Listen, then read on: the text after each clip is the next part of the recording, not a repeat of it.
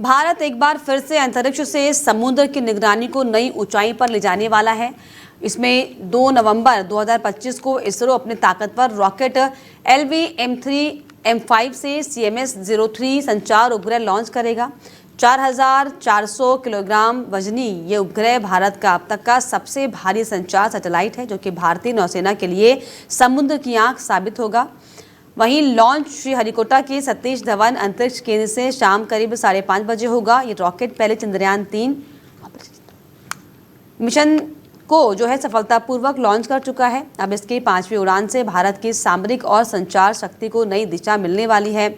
CMS-03 उपग्रह का उद्देश्य हिंद महासागर और आसपास के समुद्री इलाकों में सुरक्षित एन्क्रिप्टेड संचार प्रणाली को मजबूत बनाना है। ये वायुसेना और नौसेना के बीच बेहतर रियल टाइम को कोऑर्डिनेशन सुनिश्चित करेगा, ताकि किसी भी आपात या फिर सैन्य अभियान के दौरान तुरंत प्रतिक्रिया दी जा सके। ऑपरेशन सिंदूर 2.0 के तहत ये मिशन भारत की समुद्री निगरानी और खुफिया क्षमता को बढ़ाएगा। इस उपग्रह से भारत की नेवी नेटवर्किंग, मिसाइल गाइडेंस और इलेक्ट्रॉनिक इंटेलिजेंस सिस्टम को अभूतपूर्व ताकत मिलेगी। इस लॉन्च के सफल होने पर भारत न केवल अपने रक्षा संचार नेटवर्क को स्वदेशी तकनीक से सुरक्षित बनाएगा, बल्कि हिंद महासागर में अपनी रणनीतिक बढ़त भी मजबूत करेगा।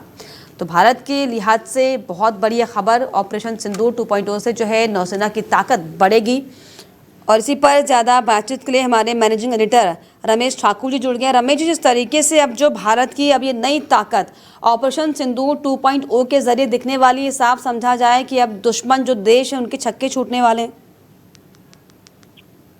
देखिए, किसी भी देश की नौसेना, थल सेना, जल सेना अगर मजबूत होती है तो उस देश का रहने वाला एक एक व्यक्ति अपने आप को सुरक्षित महसूस करता है। इस कड़ी में अगर हम देखें, चाहे ऑपरेशन सिंदूर हो या उससे पहले जितने भी हमने ऑपरेशंस किए हैं, एयरलिफ्ट किए हैं, जहां भारतीय कहीं किसी विदेशों में फंसे हैं, कोई आपात स्थिति आई है, तो उन सबको करने में ये सारा विंग हमेशा से काम करता आया है। ये 5वीं मर्तबा होगा जब से रॉकेट को धरती से ऊपर के लिए लॉन्च करा जाएगा। और सबसे बड़ी बात इसमें ये है, ये इतना बड़ा वाहक है, इतना बड़ा वजनी है, जो वजन ले जाके ऊपर चला जाएगा। पिछली चंद्रयान 3 जब लॉन्च करा गया था, उस समय भी पैरेलल इसको भी रवाना करा गया था कि ताकि कोई कर पुर्जे या किसी तरीके की कोई चीज की जरूरत पड़े तो ये सारी जरूरत को ऊपर अंतरिक्ष में पूरा कर दे।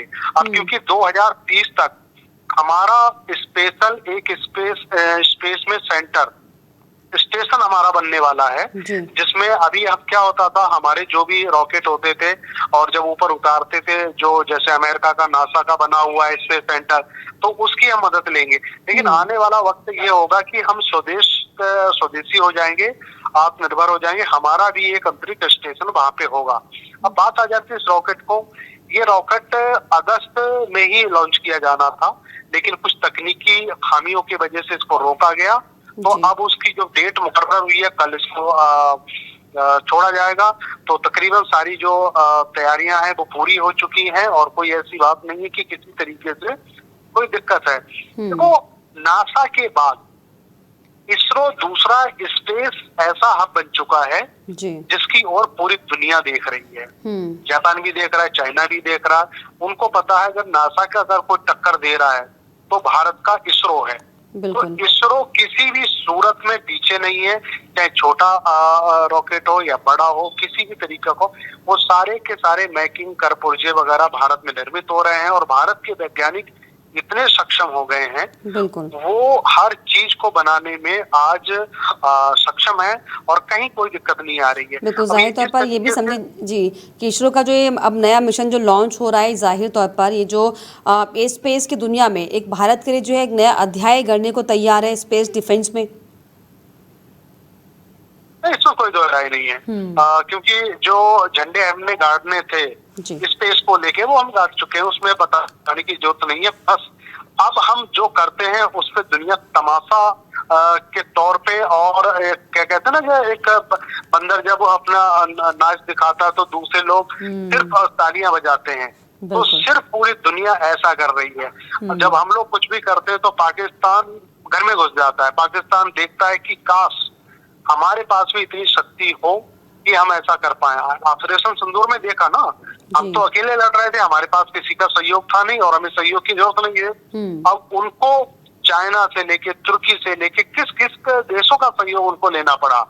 अगर अगर डायरेक्ट हमसे अगर वो लड़ाई करता तो लता जी को आपको पता है कि 24 घंटे में भारत का जो नक्शा है, जो पाकिस्तान का नक्शा है इतिहास से, वो भी मिट जाता। तो ये चीज जानता है जिस तरीके से रॉकेट को मैकिंग किया गया है। ये तीसरा हमारा देश ऐसे बन गए हैं जो इस तरीके के रॉकेट को लॉन्च कर रहे हैं, जिसको खुद बनाया है और खुद हम अपनी तकनीकों, स्वदेशी तकनीकों से इसको ऊपर छोड़ रहे हैं। चलिए, बहुत शुक्रिया आपका। तो आपको बता दें कि जिस तरीके से तमाम जो दुश्मन देश भारत में आंख डालने की जो कोशिश और साजिश करते हैं, उनके सामने दरअसल ये बहुत बड़ा तोहफा कह सकते हैं भारत की तरफ से, क्योंकि इससे पहले जो है ऑपरेशन सिंदूर के जरिए किस तरीके से जो है पाकिस्तान के छक्के छुड़ाने का काम भारत ने और भारतीय सेना ने किया, ये पूरी दुनिया ने देखा। और अब जिस तरीके से जो नया ऑपरेशन अब लॉन्च करने की तैयारी, नया मिशन जो है लॉन्च करने की तैयारी, ये जाहिर तौर पर जो है भारत के लिए और स्पेस डिफेंस में जो एक नए अध्याय के तौर पर देखने को मिलेगा।